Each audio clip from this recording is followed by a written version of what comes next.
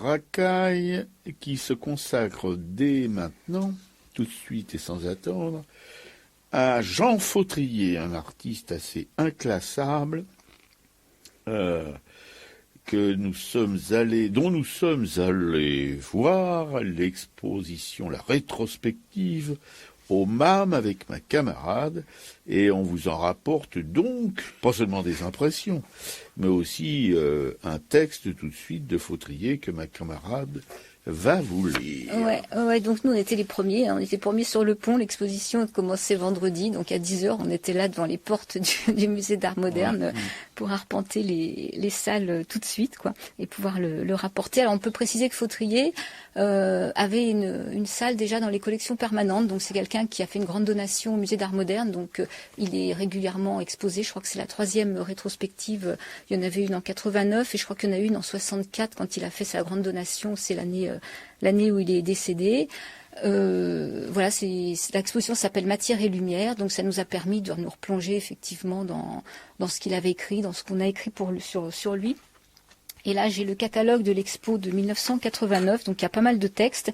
Et il y a un texte justement de Jean Fautrier qui s'appelle « À chacun sa réalité ». Non seulement la réalité existe, mais en aucun cas elle ne doit être purement et simplement rejetée. Le geste de peindre n'est pas simplement le besoin d'étendre de la peinture sur une toile, et il faut bien admettre que le désir de s'exprimer, à l'origine, nous vient de la chose vue. Que cette réalité soit transformée, modelée à l'image du tempérament de l'artiste, que cette image finisse par devenir plus vraie que la réalité elle-même, soit, mais l'apparence subsiste toujours, même à un moindre degré. On a beau dire, il y a le vers de Cézanne, il y a le vers de Chardin, le vers lui-même n'existe pas, c'est là une petite gymnastique intelligente, mais en fait le vers existe autant chez l'un que chez l'autre, et sans vers du tout, il n'y aurait pas eu ces visions du vers. Du reste, à quoi servirait-il de rejeter cette réalité ? En matière d'art, tout ce qui vient d'elle, à condition qu'elle ne serve que de poussée initiale, paraît bien plus imaginatif, plus magique que tout ce qui la refuse systématiquement. S'il y a eu une ou deux trouvailles heureuses et authentiques, ces divertissements prétentieux, supportés par toute une littérature aussi obscure qu'inutile, qui se veulent entre guillemets informels et qui de force rejettent absolument toute trace de réel, finissent par ne nous donner que des variations de matière, de papier marbré, de stuc, d'ailleurs plates et dénuées de toute imagination, et finalement ne font que s'imiter mutuellement en recopiant assez fidèlement ces deux réussites. La réalité doit subsister dans l'œuvre, elle est la matière première, l'œuvre vive qui est sous la forme, qui la soutient et la fait aller. Deux attitudes sont possibles en face de cette réalité. Opposées et même s'excluant en apparence, elles se rejoignent finalement et atteignent par des démarches inverses la même fin. L'une suit la réalité, la côtoie sans cesse, l'autre la rejette et veut à tout prix l'ignorer. On peut en effet s'abandonner, non sans quelque arrière-pensée cependant, à l'impulsion de la chose vue et ressentie. Le réel est la poussée initiale, il donne le branle à tout ce qui va s'en suivre. Il n'y a plus qu'à se laisser aller. Ce qui compte est le besoin de peindre, c'est-à-dire d'éprouver une émotion et de l'exprimer. Mais on peut aussi n'accepter que ce qui n'a aucune réalité, aucune attache avec un réel abhorré, et toutes les combinaisons épuisées se retrouver tout près de ce que les premiers ont atteint par les voies les plus naturelles. L'irréalité d'un informel absolu n'apporte rien, jeu gratuit, aucune forme d'art ne peut donner d'émotion s'il ne s'y mêle une part de réel. Si infime qu'elle soit, si impalpable, cette allusion, cette parcelle irréductible est comme la clé de l'œuvre. Elle la rend lisible, elle en éclaire le sens, elle ouvre sa réalité profonde, essentielle à la sensibilité qu'est l'intelligence véritable. On ne fait jamais que réinventer ce qui est, restituer en nuances d'émotion la réalité qui s'est incorporée à la matière, à la forme, à la couleur, produit de l'instant, changer en ce qui ne change plus. Oui, magnifique. Pas du tout obscur, hein, contrairement à ce qu'on pourrait imaginer quand on voit sa peinture, qui n'est pas du tout une peinture abstraite.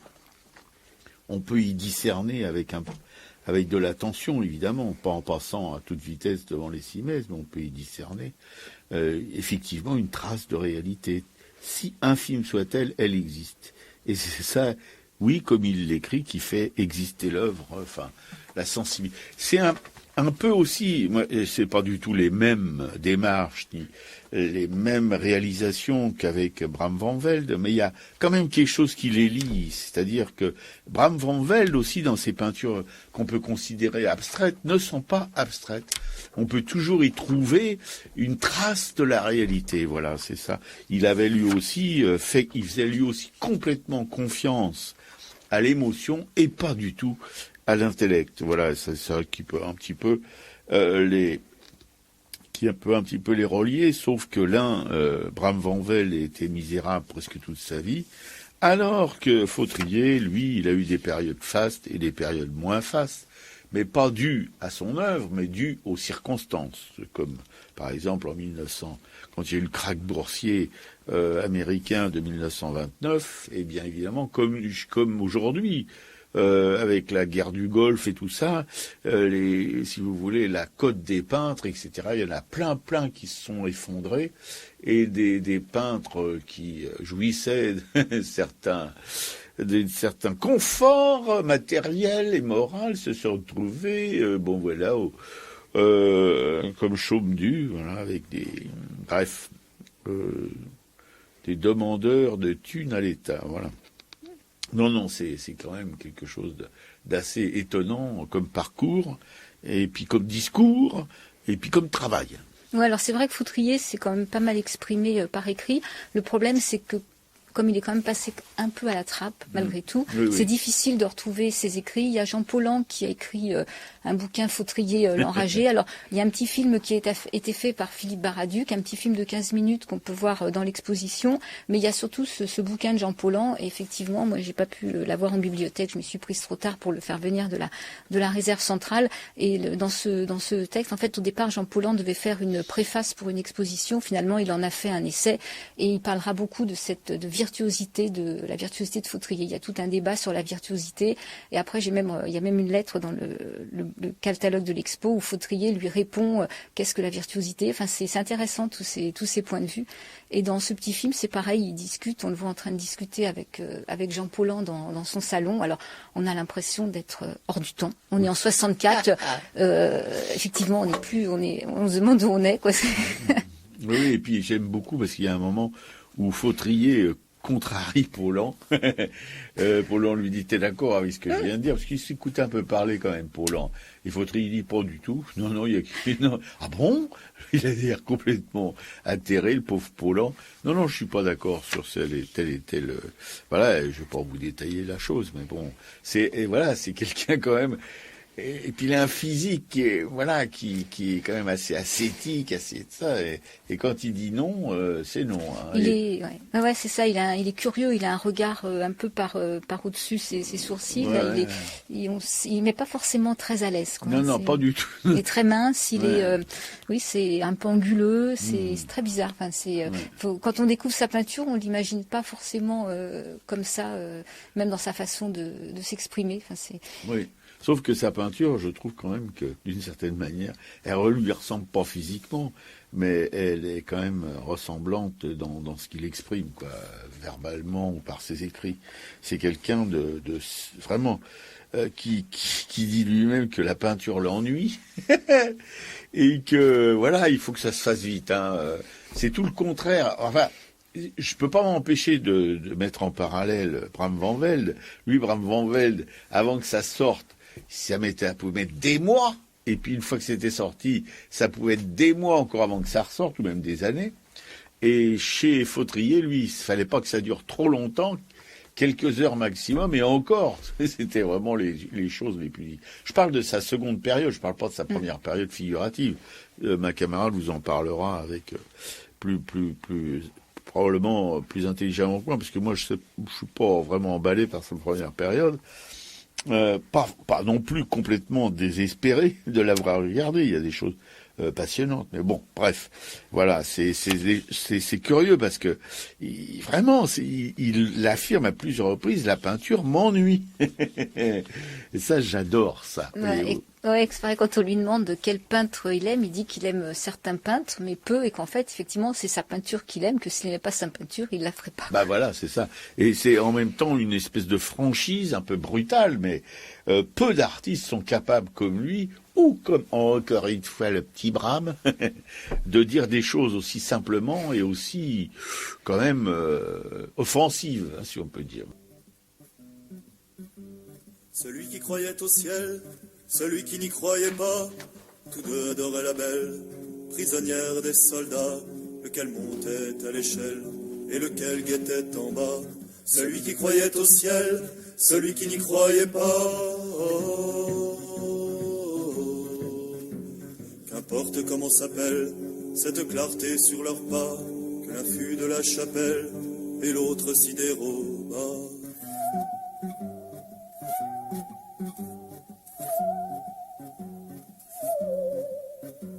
Celui qui croyait au ciel, celui qui n'y croyait pas, tous les deux étaient fidèles, des lèvres, du cœur, des bras, et tous les deux disaient qu'elle, vive et qui vivra verra.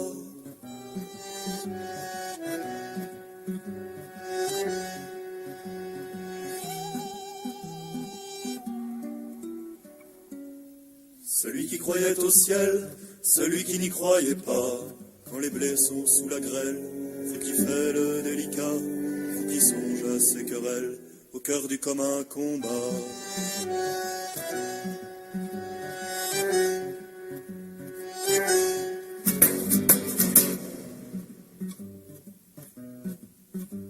Celui qui croyait au ciel, celui qui n'y croyait pas. Du haut de la citadelle, la sentinelle tira, par deux fois et la chancelle. L'autre tombe, qui mourra? Celui qui croyait au ciel, celui qui n'y croyait pas. Ils sont en prison, lequel est le plus triste grabat? Lequel plus que l'autre gèle? Lequel préfère les rats?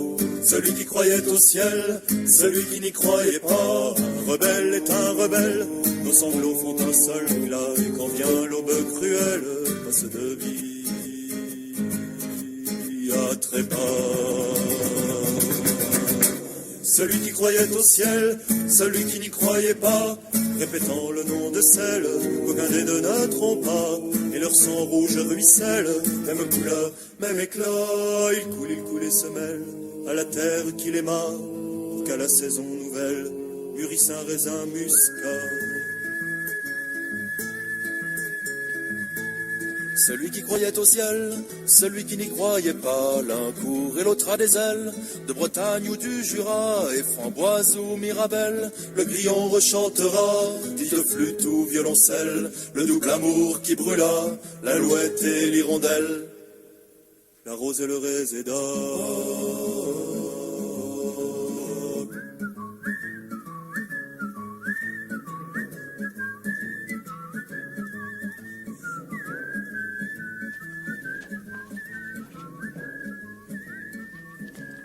Voilà, c'est la rose et le réséda interprété par la Tordue. Donc c'est un poème d'Aragon qu'on a choisi. Là, on n'a pas encore eu le temps de parler de Fautrier, de sa vie. Voilà, on a choisi suite à sa série des otages, qu'il a fait après en 43. Quoi. Oui. Voilà.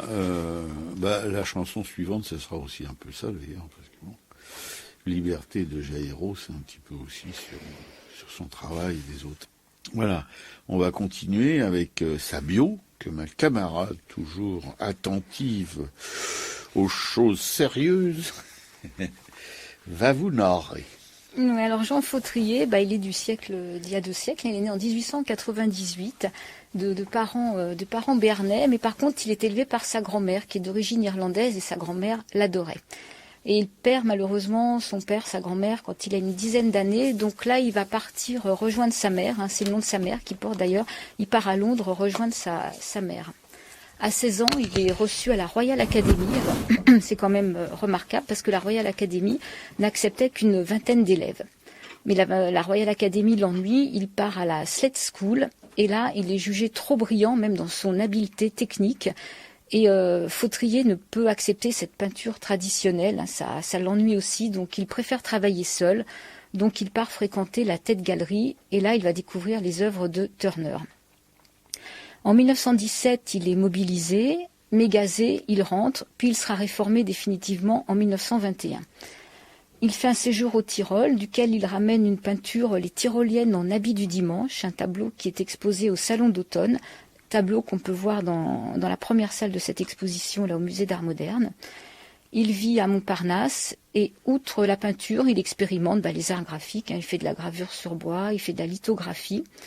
Il expose à la Galerie Fabre et là il rencontre Jeanne Castel. Jeanne Castel qui va le présenter plus tard à Paul Guillaume, quelques années plus tard. Et donc Paul Guillaume le soutiendra pendant 7 ans. Il est remarqué à sa première exposition personnelle à la Galerie Visconti. Et toute cette période de travail est qualifiée donc de période noire. C'est par le traitement qu'il a de ces sujets. Donc période noire, on verra dans l'exposition, ça doit être la troisième salle de l'exposition. Zborowski l'expose dans sa galerie. Zborowski, on sait que c'est le marchand de soutines de Modigliani et de Kissling. Donc là, c'est une période de notoriété. Il travaille dans l'ancien atelier de Grosmaire rue de Lambre. Et il passe après un été à Porquerolles. Et là, de son été à Porquerolles, il va un petit peu changer sa palette. Sa palette va s'éclaircir, probablement due à la lumière du sud. André Malraux, qu'il a rencontré chez Jeanne Castel, lui propose d'illustrer un texte de son choix. Et il se décide pour L'Enfer de Dante. Donc après signature du contrat chez Gallimard, on est en 1930, les planches seront ensuite jugées impubliables parce qu'elles déconcertent par leur nouveauté, par leur graphisme. Donc c'est un projet qui est abandonné en 44-45. Seule une série est conservée. En 1929, ce que disait Robert tout à l'heure, donc c'est la crise économique qui frappe le marché de l'art et qui frappe donc les jeunes artistes. Fautrier, donc un des premiers, est touché. Il expose pour la dernière fois en 1931 au Salon des Tuileries et au Salon d'automne. Comme il n'a plus d'argent, démuni, il s'arrête de peindre et il part pour Tignes, où là il devient moniteur de ski et il ouvre une boîte qui s'appelle La Grande Ourse à Val d'Isère. Et après il partira pour Marseille, Aix, Bordeaux. En 1940, il est de retour à Paris. Il est hébergé chez Jeanne Castel, c'est rue du Cirque, et là il renoue avec la peinture. L'année suivante, il est toujours sur Paris. Il a un atelier 216 boulevard Raspail. Et c'est là qu'il rencontre et avec lesquels il se lie, donc Paulan, René Char, Gonzo, Francis Ponche, Paul Éluard, dont il illustrera leurs œuvres. En 1943, il est arrêté par la Gestapo. Puis il sera relâché. Et là, il s'installe à Châtenay-Malabry, où il vivra et retravaillera jusqu'à la fin de sa vie. Alors, je pense qu'il est arrêté par la Gestapo de par ses fréquentations d'artistes engagés. Ouais, voilà. Et c'est là, dans son jardin à Châtenay-Malabry, qu'il entend justement des otages ou des résistants que les Allemands fusillent, d'où va naître sa série, donc après des otages. Donc là, c'est une rupture dans son travail, qui était un travail plus figuratif, donc il abandonne complètement ce figuratif, et là il peint, mais il sculpte aussi donc sa série d'otages qui sera exposée à la galerie de Rouen en 1945 avec un texte de Jean Paulin. D'ailleurs, on peut dire que ces otages, justement, c'est aussi un peu comme de la sculpture, quoi, parce que c'est des gros... Ouais, par la matière... Ouais, tout à fait. Mais ce travail, en fait, sur les otages n'est pas très bien reçu par le public, justement, tant par cette facture épaisse à la truelle que par le choix des couleurs, en fait, qui sont jugées aussi trop douces. Mmh. C'est Malraux qui critiquera tout ce travail. Voilà. Con, oui. Donc, à cette occasion, Jean Paulhan publie Fautrier l'enragé, et Fautrier, donc, travaille à l'illustration de ce livre. Alors donc c'est dans cet ouvrage que vous êtes à l'heure que Paulhan va évoquer la virtuosité de Fautrier, qui lui fera une réponse sur ce qu'est est-ce qu'un artiste est virtuose, est-ce que c'est nécessaire, voilà, donc il fait toute une réponse à ça. Et il a une compagne avec laquelle il a 2 enfants, et là, pour gagner de l'argent un peu plus facilement, en fait, ils vont mettre au point un procédé de reproduction d'œuvres d'art. C'est une technique des originaux multiples, donc qui permet d'acquérir de l'art à un coût abordable. J'ai eu un peu de mal à comprendre ce que c'était exactement, quand même, cette technique. C'est un nom savant, mais matériellement, j'arrive pas trop à visualiser comment il travaillait, quoi. En fait, cette technique ne fonctionnera pas, c'est un échec. Donc, toute sa partie artistique de cette époque-là, donc, va se nommer l'art informel. C'est Michel Tapier qui va un peu théoriser tout ça. Il va ensuite faire des séries d'objets dans les années 50, après des partisans, après l'invasion de la Hongrie par les soviétiques.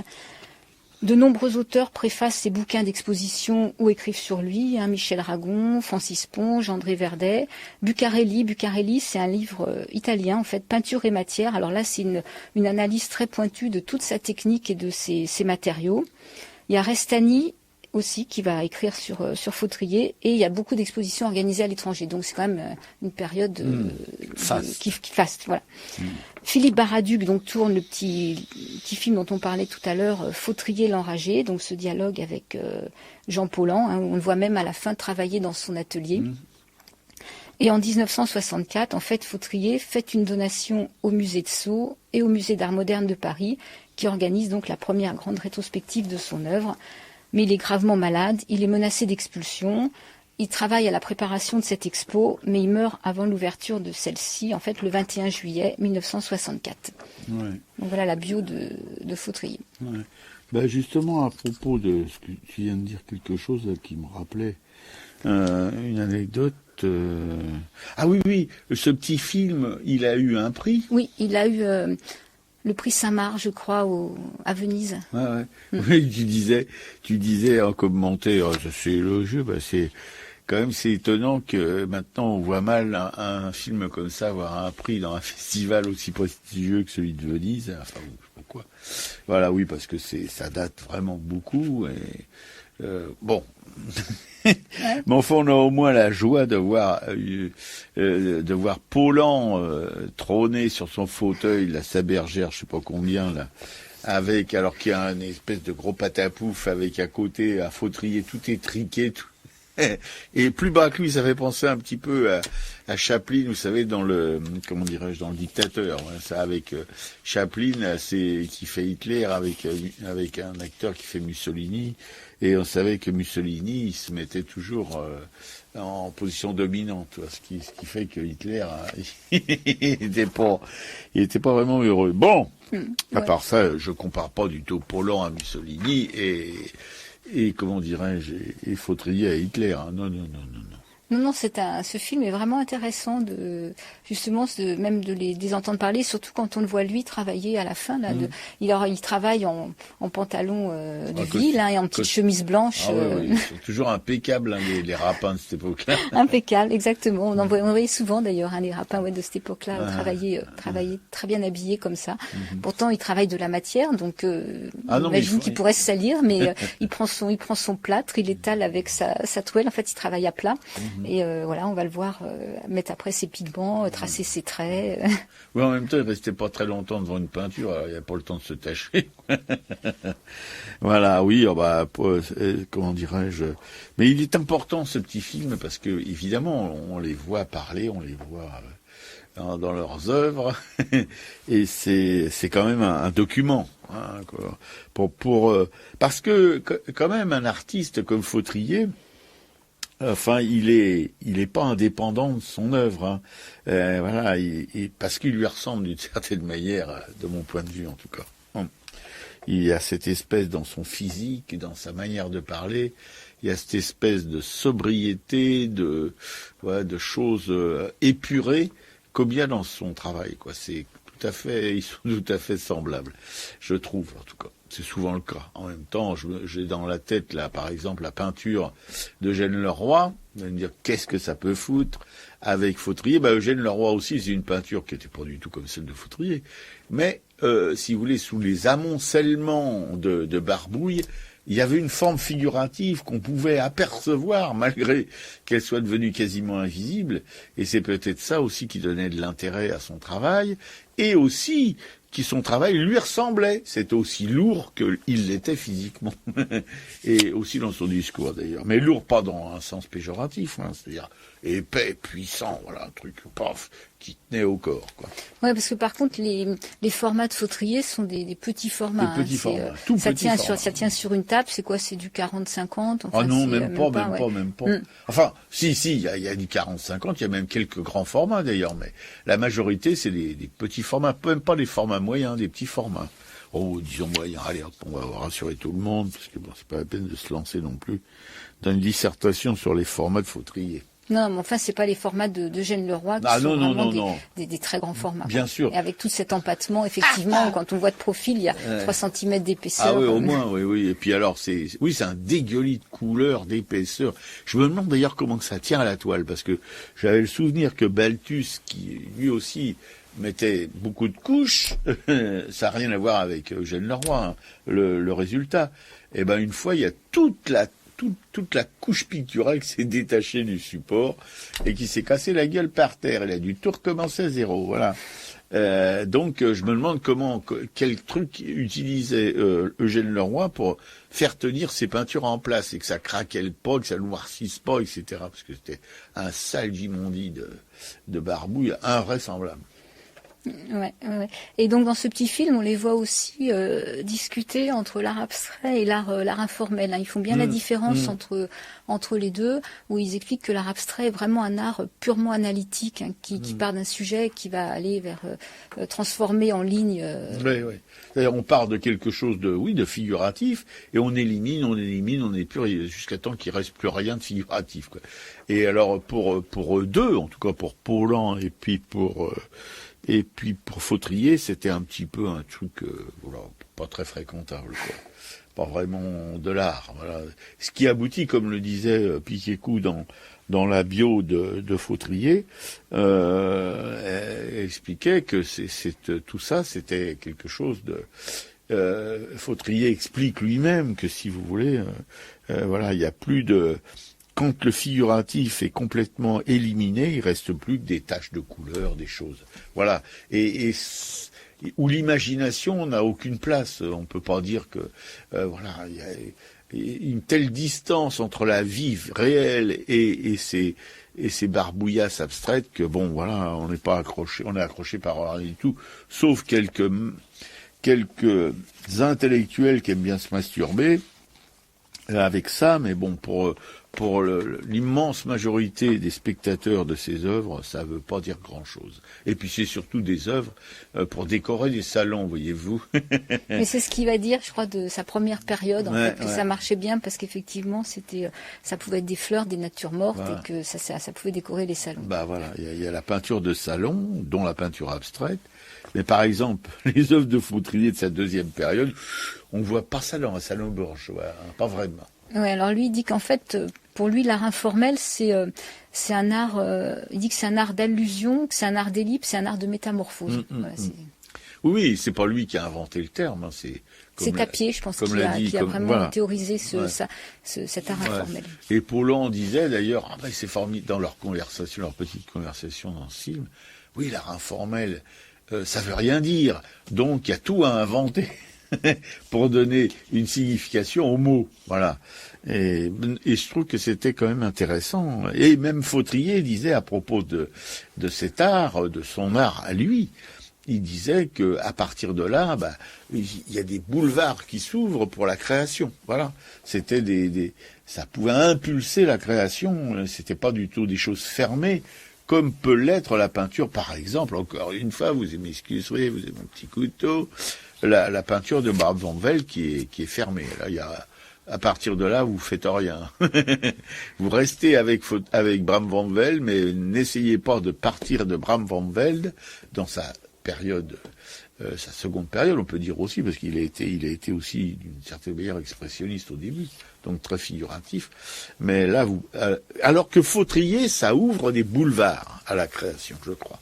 Ouais. Alors, tu parles de Bram van Velde. Pour les auditeurs qui nous auraient pas écoutés régulièrement, on peut préciser qu'on a parlé de Bram van Velde il y a quelques mois dans cette émission, et qu'on s'était appuyé sur un livre que tu aimes bien lire et relire, qui s'appelle Rencontre avec Bram van Velde. C'est un livre de Charles Juliette. Oui, et puis un tout petit livre, mais c'est un petit peu comme L'œil et l'esprit de Merleau-Ponty, qui était un petit livre, j'appelle mon petit livre rouge, que mes fils m'avaient offert. Et voilà, c'est deux références pour moi, parce qu'ils parlent un peu tous les deux de la même chose, c'est-à-dire si vous voulez, du passage de l'invisible au visible par l'intermédiaire d'un peintre. Voilà. Et il n'a pas fait que de la peinture, Fautrier. On parlera de ses sculptures tout à l'heure. Après, quand on va évoquer, si vous voulez, nos déambulations dans le MAM. Voilà.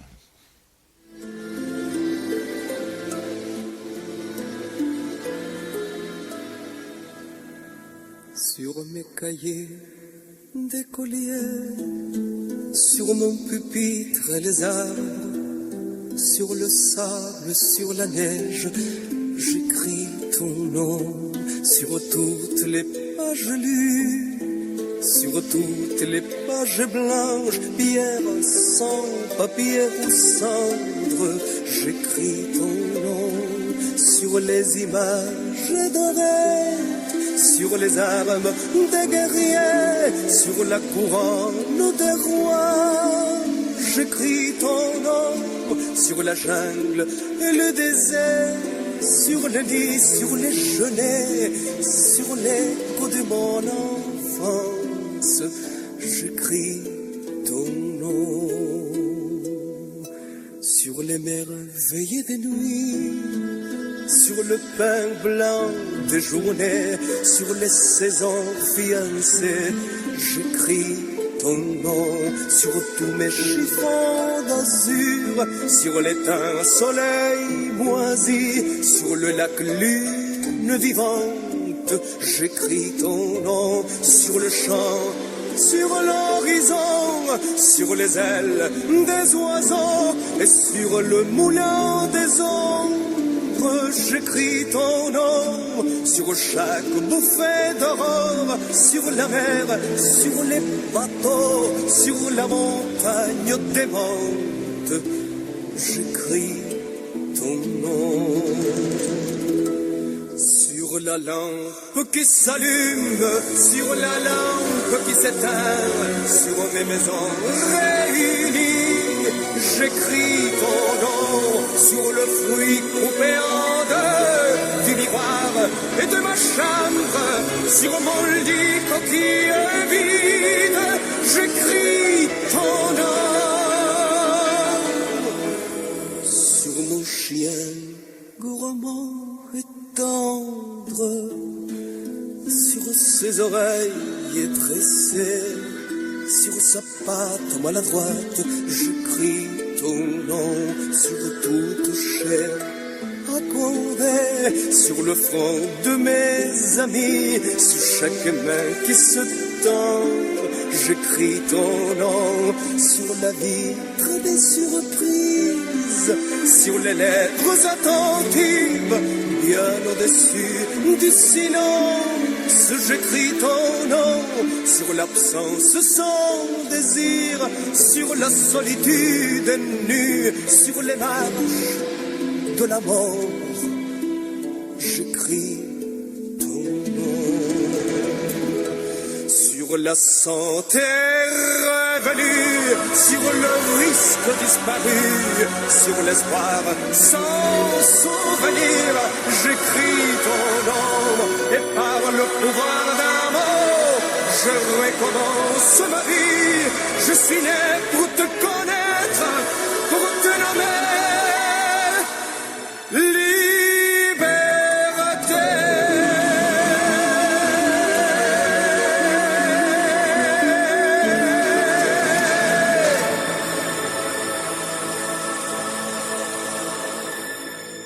C'était Liberté, donc le poème de Paul Éluard, interprété par Jairo.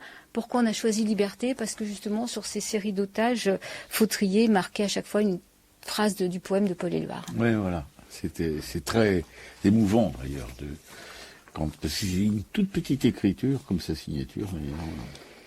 Oui, on a vu ça. Et on a bien de la chance de l'avoir vu. C'est l'émission Arracaille.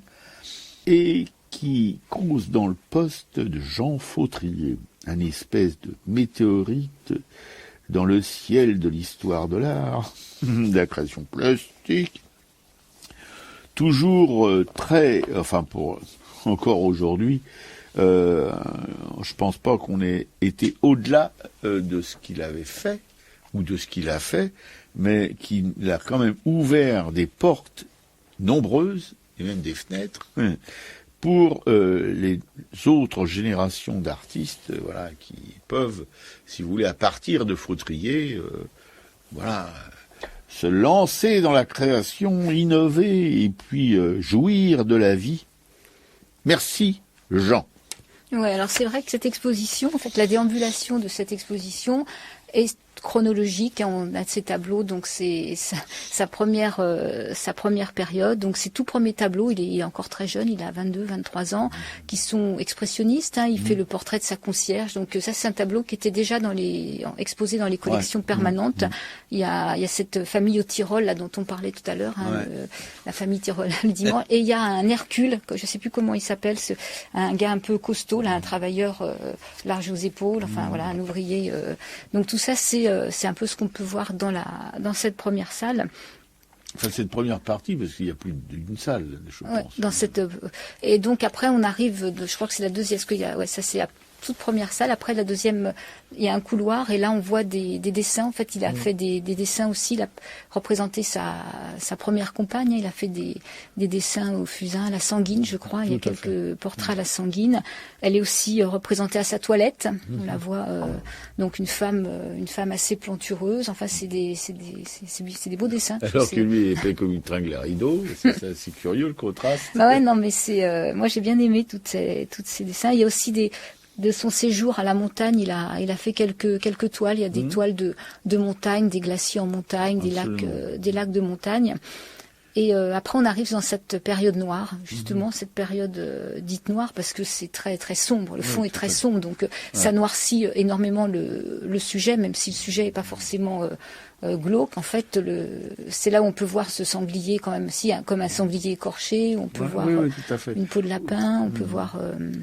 Oui, mais on avait parlé d'un artiste ici qui peignait aussi comme ça, qu'on avait vu à Lille, je crois, qui peignait. C'était d'Aurignac. Voilà, d'Aurignac. Non, c'était à Bordeaux qu'on avait vu, Georges d'Aurignac. Oui, j'avais eu peur, on est des régleptoctères, nous. Bon, Georges d'Aurignac, tout à fait. Oui, il paraît que c'était un brillant étudiant aux Beaux-Arts à Londres, à l'école royale des Beaux-Arts. Tu sais, c'est quelqu'un de... Voilà, on s'en aperçoit dans sa première période, justement, très jeune, comme l'indique Picquécou. Il peignait comme un vieux routier de la peinture. Oui, il dessine très bien, il peint très bien. Et d'ailleurs, avec cette période noire, c'est là un peu que sa matière s'épaissit un petit peu quand même. Et c'est une transition qui fait basculer après dans l'art dit informel, qui n'est pas du tout, mais enfin bon. Et c'est là aussi qu'il commence à gagner un petit peu d'argent avec les expositions de ses tableaux chez Paul Guillaume. Après, il y a son séjour à Porquerolles. Là, donc c'est les années 28. Et là, Porquerolles, effectivement, il a une palette qui s'éclaircit. Donc, on a des tableaux qui sont un peu plus gais, quoi. Oui. Il y a des bleus, des verts. Oui. Mais c'est pas la période qu'on préfère, je crois. Non, c'était pas la période la plus intéressante. C'est pas ces tableaux qui nous ont le plus marqué. Et en fait, ce que j'ai lu, c'est que pendant une dizaine d'années, il va essayer de mettre au point quand même sa matière et de se créer donc sa propre palette. Apparemment, il était dégoûté par le gras de la peinture à l'huile. Il en avait besoin, mais je crois que ça le dégoûtait. Et donc, parce qu'il pouvait pas le travailler, le modifier comme il voulait, justement, parce que je pense que c'était trop loin à sécher. Donc, la toile ne lui convenait pas. C'est pour ça que petit à petit, il bascule sur le papier, justement, parce que le papier a un pouvoir absorbant. Oui, tout à fait. Oui. Puis c'est intéressant parce que le papier, c'est lisse et ça fait un contraste avec ces empattements qui sont un peu centraux dans son œuvre, enfin dans un format, quoi, et qui repose sur un fond lisse avec des couleurs, en général, assez pâle. Ouais, donc il prend ce papier justement et là il va mettre du blanc d'Espagne, du blanc de Meudon, du plâtre. Enfin, il dit que le papier pour lui c'est la liberté. Voilà, d'ailleurs après il travaillera même aussi sur des papiers buvards. Qui maroufle donc sur des toiles. Je comprends pas très bien pourquoi il a marouflé sur des toiles, parce que quand on fait sur il pouvait aussi maroufler sur bois. Il serait peut-être moins embêté. Enfin bon. Donc ça c'est sa première période. Il y a aussi une salle qui est consacrée à ses illustrations donc de l'enfer de Dante, qui sont effectivement, on comprend pourquoi ça a pu choquer, parce que là on bascule vraiment déjà dans cet art informel. C'est plus du tout les formes traditionnelles, quoi. C'est plus du figuratif. Ces illustrations sont pas du tout figuratives. Et ce sont des lithos là. Il y a des lithos. Alors parce que au début j'avais pas fait gaffe que c'était des lithos. Enfin c'était des avant de faire la litho, c'était donc des gouaches, je sais pas, enfin bref. Mais il y avait des croix de repérage. C'est curieux, les croix de repérage. Après, j'ai réalisé que oui, qu'avec la litho, il fallait mettre des croix de repérage pour les différentes couleurs. Voilà, c'était tout à fait ça.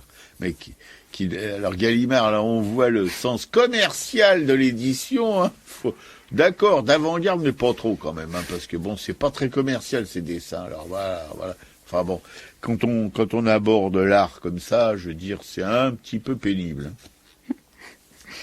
Ouais, donc il y a aussi sa période, tu parlais tout à l'heure de ces sculptures. Donc dans cette exposition, il y a 2-3 vitrines ou 2-3 sculptures mises comme ça au milieu des salles. Et en fait, apparemment, Fautrier se serait mis à sculpter en période de disette, hein, dans les années 30, en période de récession. C'est une technique qu'il aurait pratiquée entre 27 et 29, puis après entre 35 et 43. Il a fait peu de pièces, hein, je crois qu'il y en a une vingtaine au total. Elles sont en général assez petites, sauf un ou deux bustes de femmes qui sont un peu plus grands. Même en pied, même. Il en a fait deux en pied, de grandes sculptures, quoi. Ouais. Et en fait, ces sculptures ont été quand même très peu remarquées, voire carrément ignorées. Voilà. Quoi. Alors que pour nous, c'est du sublime de chez sublime, voyez-vous, hein? C'est quand même... Parce que je trouve que comme dans sa peinture de seconde période, la fin de sa vie, etc., il invente une forme de... Enfin, il invente. On n'invente jamais vraiment quelque chose complètement, mais enfin... Il travaille avec une épuration aussi de tout ce qui est superflu. Il ne reste que l'essentiel, mais on en ramasse plein la tronche. Ouais, il travaille beaucoup sur les nus et sur les têtes. Il y a beaucoup de têtes en fait. Il y a même un visage d'otage justement avec toute la partie droite du visage complètement striée, quoi. Ouais, c'est ça, comme des griffures ou comme voilà. Puis avec des yeux, ce sont les trous. Carrément, il fait pas de manière, un œil, paf, un trou, voilà, et ça donne une force, ce sont des masques en fait, ça donne une force à ces masques invraisemblable. C'est petit, ce sont des bronzes, mais ça pourrait être aussi des céramiques, hein. Là, ce sont des bronzes, ça a été à l'origine des modelages en terre, évidemment, mais vraiment. C'est quelque chose qu'il faut... Pour moi, si vous voulez, tout ce qu'on a vu de Fautrier, c'est ça qui est, pour moi, le plus bouleversant, le plus dynamique, qui ouvre aussi là des portes à toute la sculpture contemporaine. Et vous, est-ce que vous voyez? Alors, c'est du modelage, hein, je ne sais pas si on a précisé. C'est du modelage, oui. C'est du modelage. Oui, voilà. Ouais, alors moi, je vais dire, il y a un tableau que j'ai beaucoup aimé de la période... plutôt figurative, c'est une forêt. C'est un tableau qui est très fort en fait. Il y a 7 ou 8 arbres qui sont là en fait avec des branches qui se mélangent. Il y a les troncs qui se déforment un peu et on peut presque imaginer même entre les troncs après comme des visages. Donc il y a du bleu, du vert et on a l'impression après que cette forêt prend feu. Enfin, je trouve qu'il y a une puissance dans ce tableau qui est assez remarquable, quoi. Et c'est pas un grand format non plus. Non, c'est pas un très grand format. Oui, ma camarade, elle remarque des choses qu'elle sait. Moi, je pense devant le voir pour.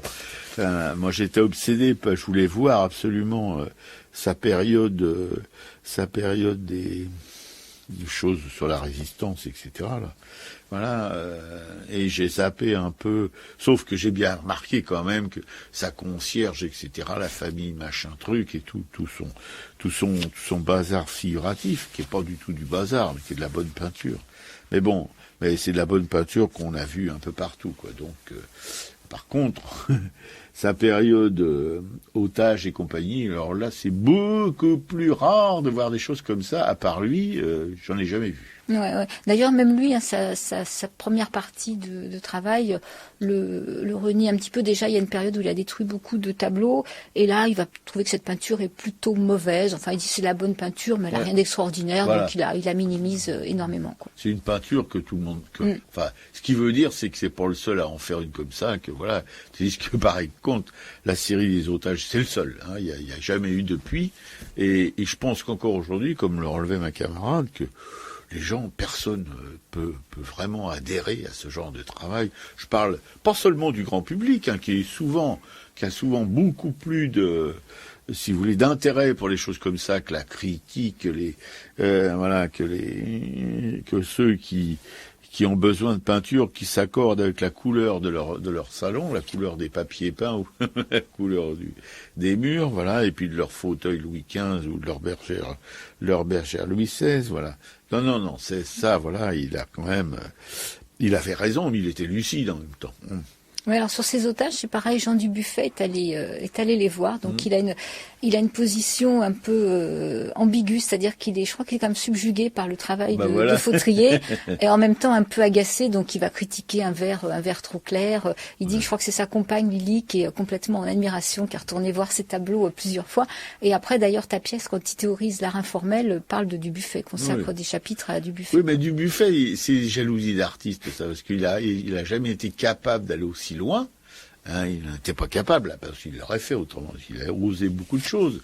Mais c'est toujours resté, quand même, sous un aspect comme ça, un petit peu, bon, moi, je franchis les barrières, je m'émancipe, je m'affranchis, etc. Il est toujours resté un petit peu, quand même, dans les choses vendables, voyez-vous? Alors que, je pense que s'il avait été aussi loin que Fautrier, il aurait été peut-être un peu moins riche, peut-être. Ouais, non, enfin bon, voilà, on sent évidemment toujours dans les réticences d'artistes connus vis-à-vis de leurs confrères comme quelque chose qui ressemble plus à une chose de plus prosaïque qui s'appelle la jalousie, quoi. Ouais. Alors il y a sa période aussi, c'est une salle entière qui lui est consacrée, c'est l'avant-dernière salle d'exposition, c'est aux objets, des objets qu'il a fait entre 46 et 55.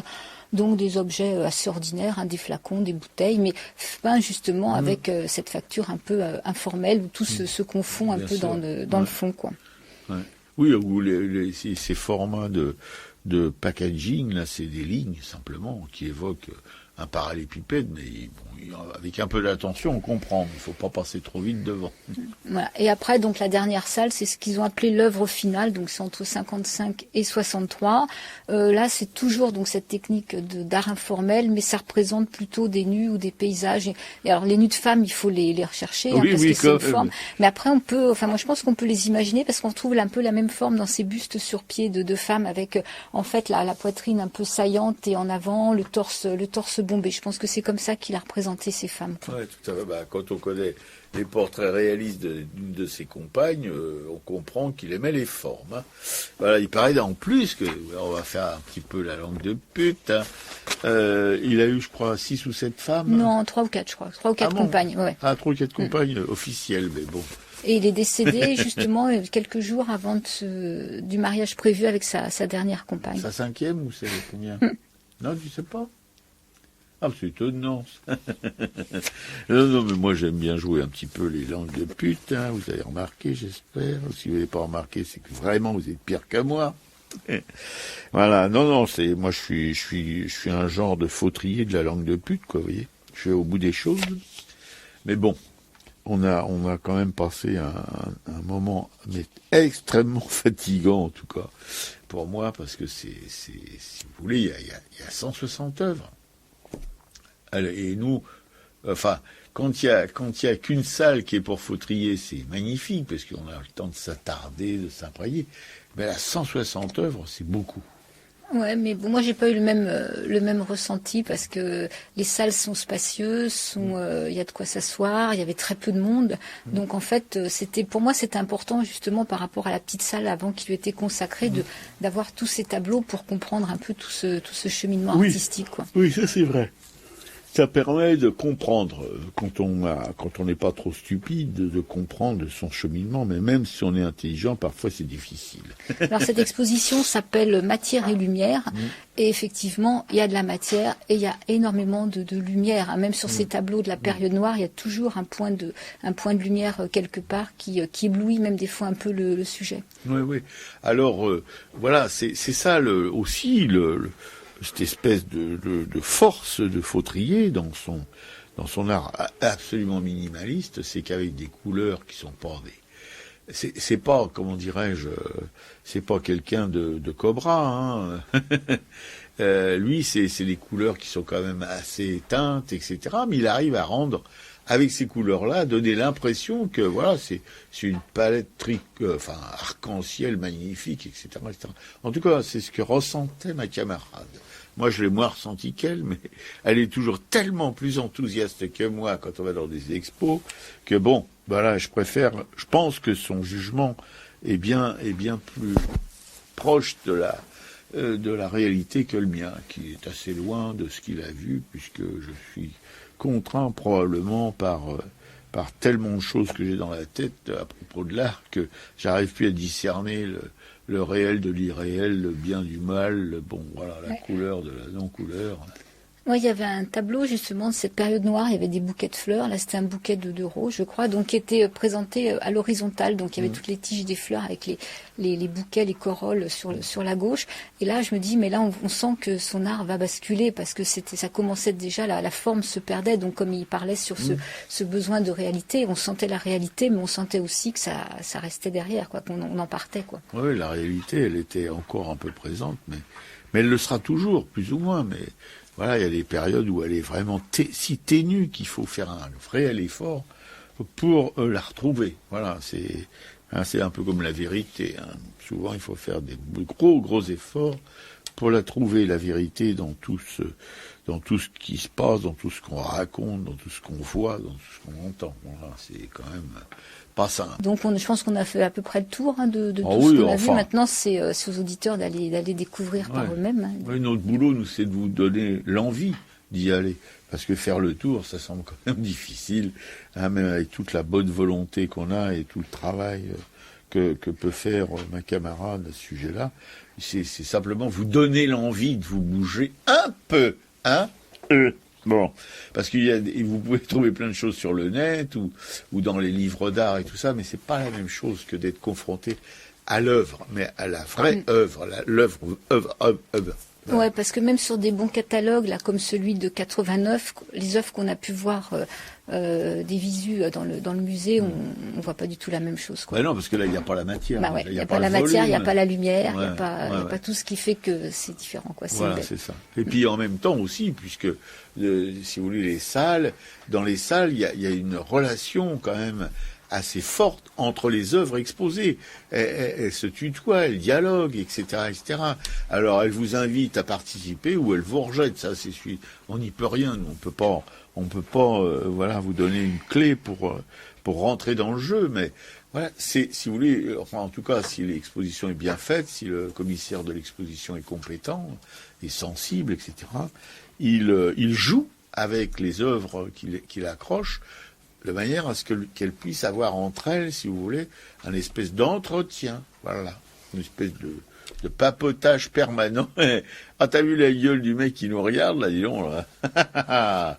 Non, c'est plus sérieux, quand même. Non, puis il y a du recul, donc c'est bien. Moi, j'aimais bien regarder les œuvres à 1 mètre, 1,50 m, et après me mettre complètement en retrait et faire un tour de la salle, comme ça, panoramique, et c'est encore autre chose, et c'est là qu'on voit justement toute cette lumière jaillissante d'un peu partout, quoi, de toutes les œuvres. Oui, absolument. Et le musée d'art moderne, une fois de plus, c'est un lieu convivial, puisque ils ont pensé, c'est rare dans les musées, de plus en plus rare, ou ça a toujours été rare, je ne sais pas, de mettre des sièges de manière à ce qu'on puisse s'asseoir pour regarder ou se reposer tout simplement, ou regarder les œuvres, parce que si vous devez marcher pendant plus d'1 heure, tournicoter dans l'accrochage, pour certains, dont je fais partie, voilà, on peut éprouver un besoin de se poser pour un petit peu récupérer.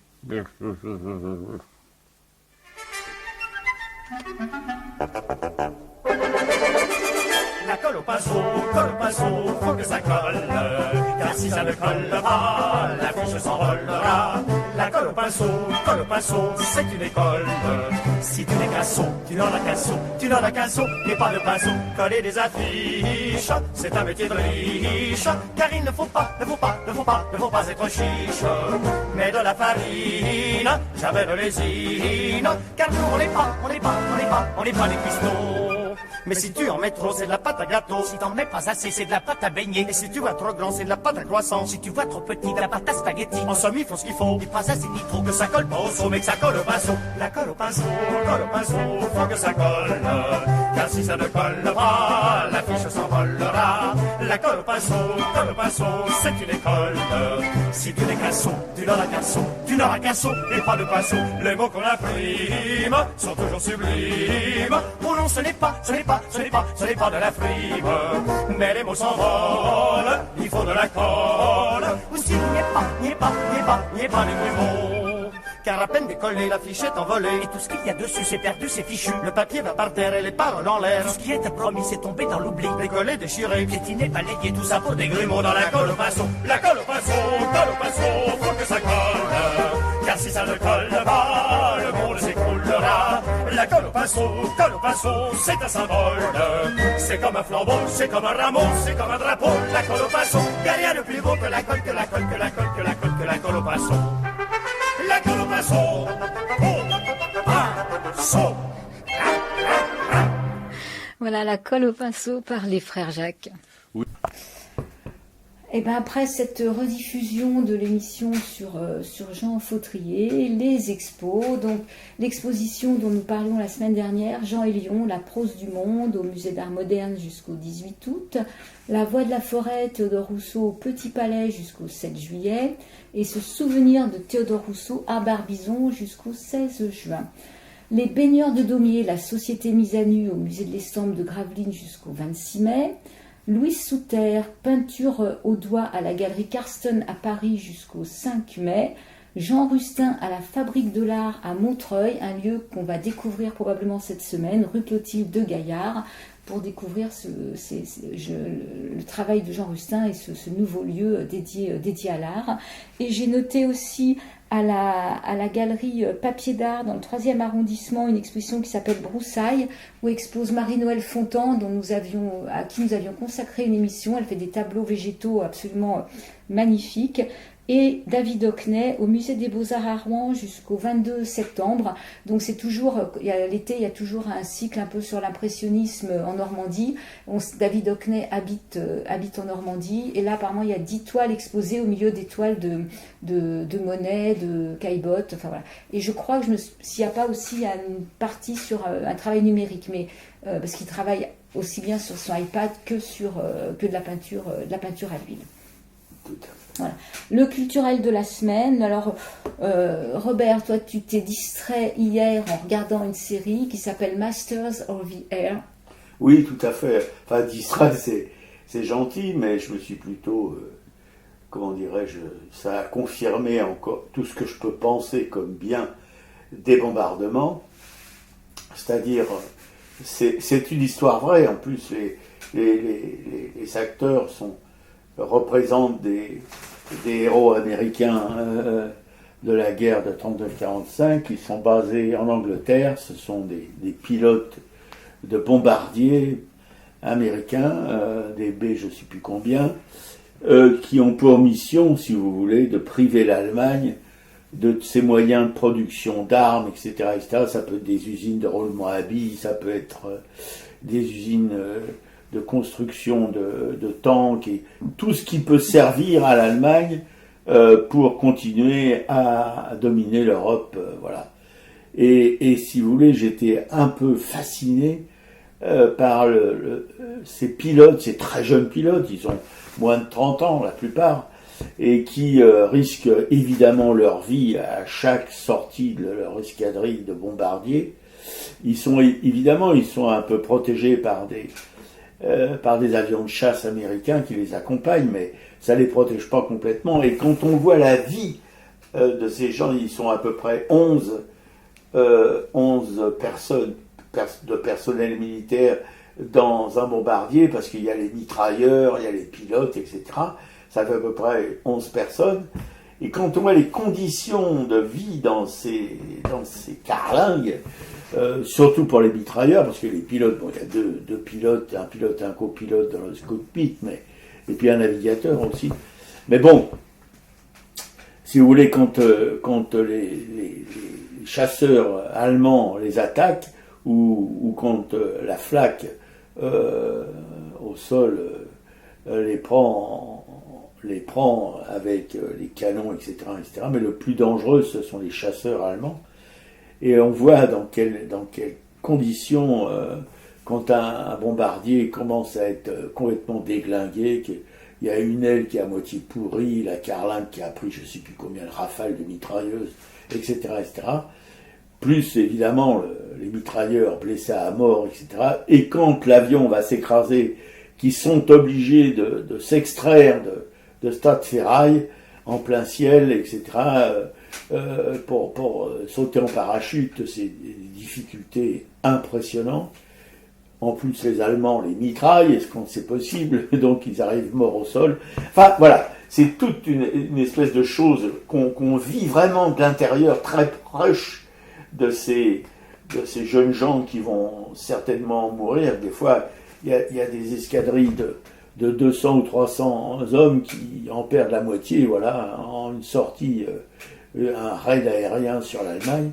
Bon, ça fait penser bien entendu à ce qui se passe à Gaza, avec les bombardements, mais là, confortables de l'aviation, des colonisateurs sionistes de ce petit bout du Moyen-Orient. Voilà, c'est tout confort, hein, eux, ils risquent pas grand-chose. Mais ceux qui sont en dessous, par contre, oui, ils perdent tout. Dans ce film, d'ailleurs, on voit aussi au sol des Allemands devenus complètement fous, des civils qui déblaient les décombres comme les Palestiniens le font à Gaza, mais qui dans un épisode de cette série, tuent des pilotes américains qui sont extraits de leurs avions et qui sont arrivés au sol en parachute, qui ont été pris par les Allemands et qui sont exécutés froidement par la population de ces villes bombardées, quoi. Voilà, c'est tout un récit, si vous voulez, c'est une saga, mais pas pour glorifier, si vous voulez, ces actions de bombardement, mais pour montrer les conditions dans lesquelles elle s'effectue, surtout pour ces jeunes gens.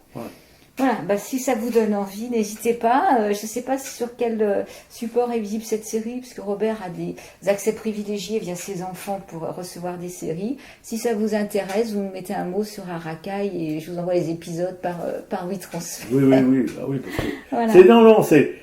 Si vous voulez, on peut prendre l'option d'ignorer ces sagas guerrières, mais il y en a parfois qui sont, j'en ai vu d'autres, qui sont très instructives, qui montrent la réalité des choses et qui montrent jusqu'où les humains peuvent être ignominieux, quoi. Non, voilà, ça c'est pas quelque chose que nous partageons, regarder ces sagas guerrières. Non, parce que Dominique est trop sensible pour regarder des choses comme ça. Moi j'ai continué mes lectures, donc j'avais parlé de la série Hunger Games, de cette série de Suzanne Collins, et j'en suis au tome 2 que je suis en train de terminer, donc je continue les aventures de Katniss, et ce que j'aime dans cette série, c'est que c'est écrit par une femme, et l'héroïne justement c'est une jeune femme qui sait se battre et qui il y a des alliances, il y a des moments très difficiles, il y a des conditions de survie parce que ce sont des jeux où on doit vraiment survivre il n'y a qu'un vainqueur normalement, et cette jeune femme a des chances de soulever en fait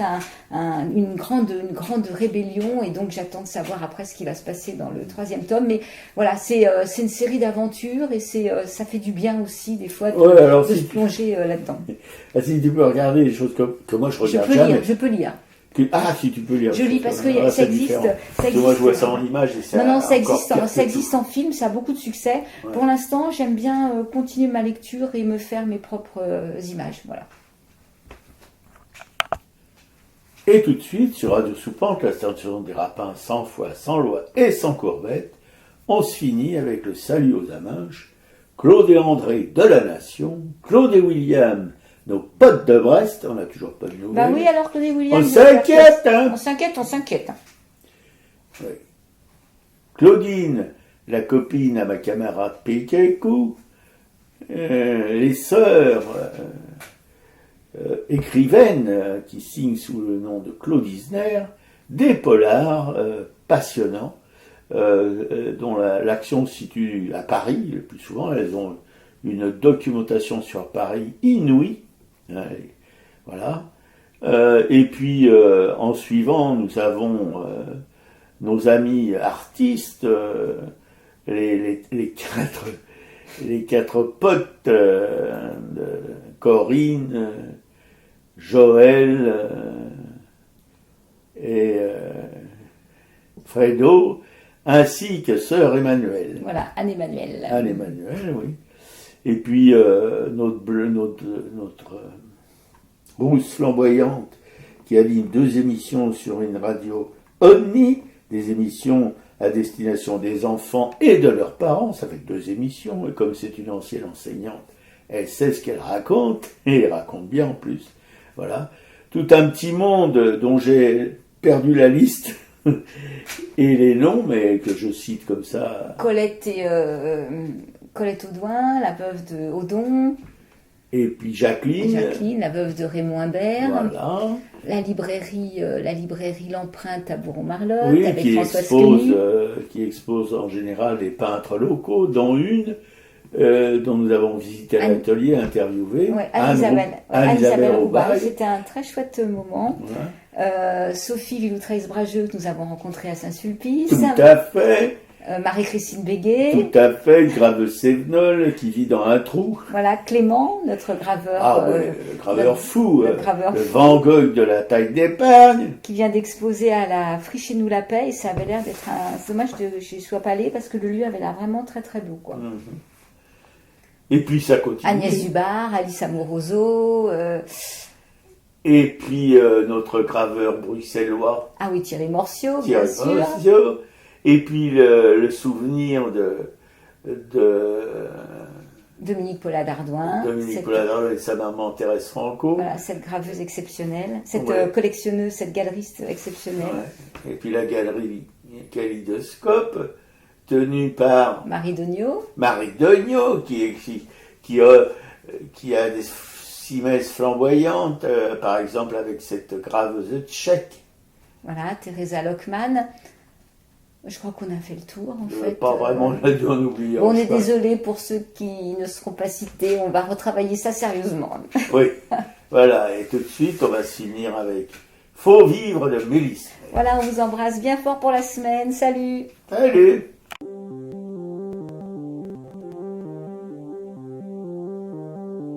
Malgré l'écran cieux du néant, c'est pour mieux nous manger enfants et les silences et les boucans. Faut vivre.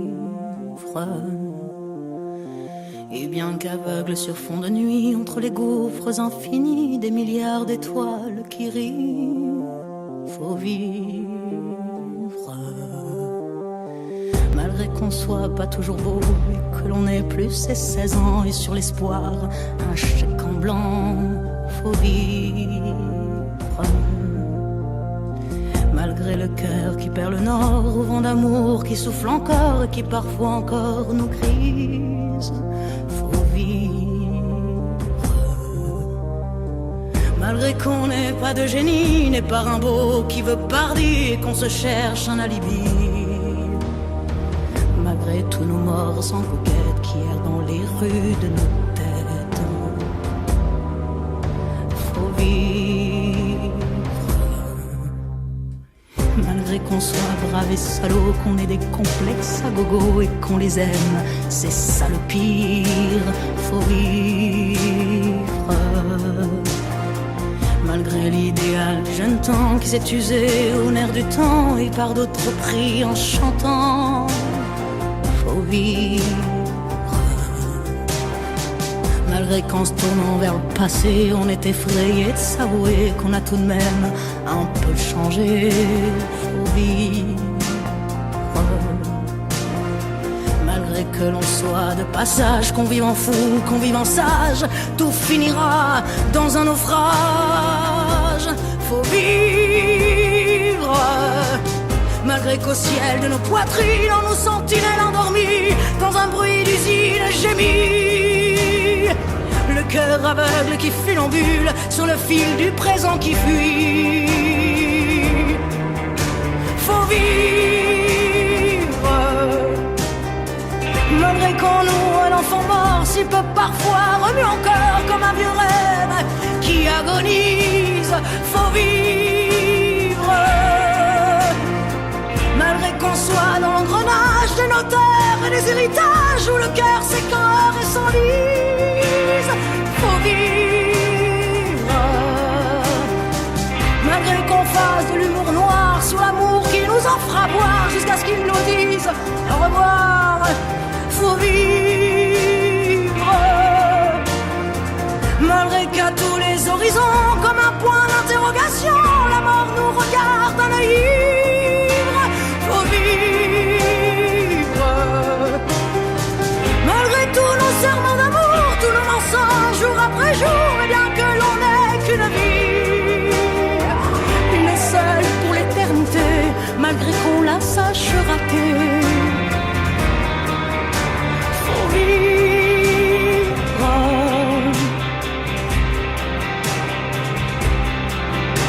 Faut vivre.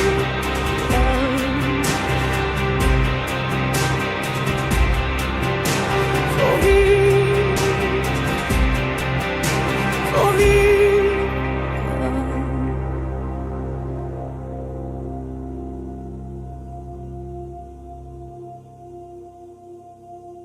Faut vivre.